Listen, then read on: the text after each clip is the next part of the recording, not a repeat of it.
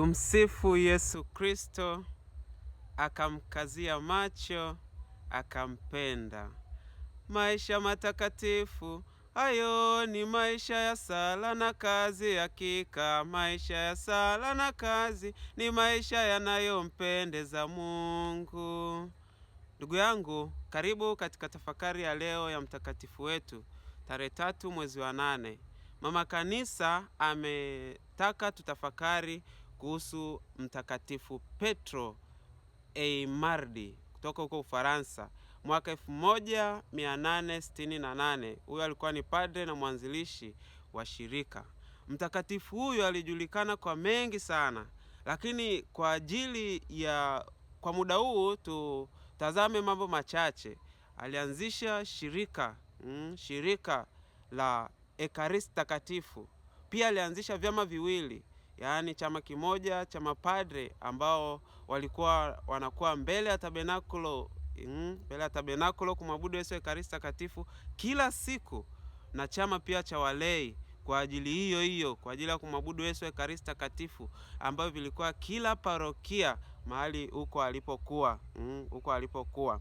Na mtakatifu huyu mwaka 1962 mtakatifu Petro ndipo alivyotangazwa kuwa mtakatifu mwaka 1962, kwa karne ya 20. Kwa hiyo ndugu yangu, tunachojifunza hapa ama nachotafakari kupitia mtakatifu huyu ni kwamba ni kukumbushwa kuamka kwa upya yale mapendo kwa Yesu Ekaristi Takatifu.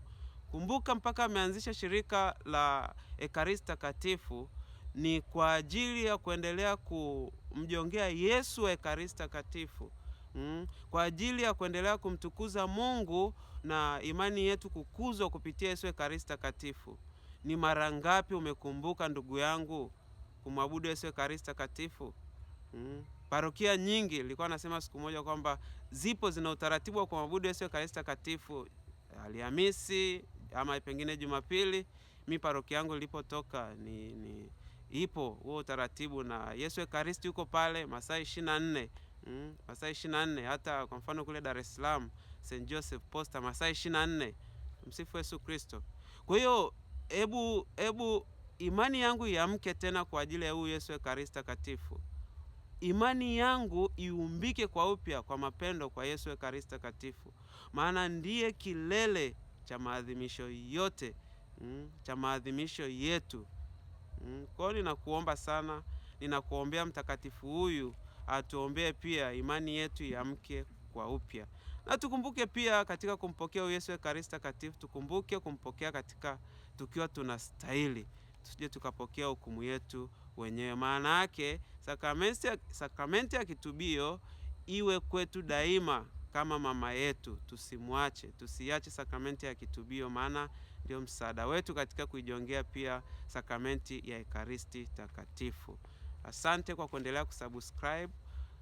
Karibu ambao hujasubscribe uweze kusubscribe channel hii, tuendelee kushirikishana mengine ya maisha ya watakatifu kuhusu katekisimu wa Kanisa Katoliki na mambo mengine mengi.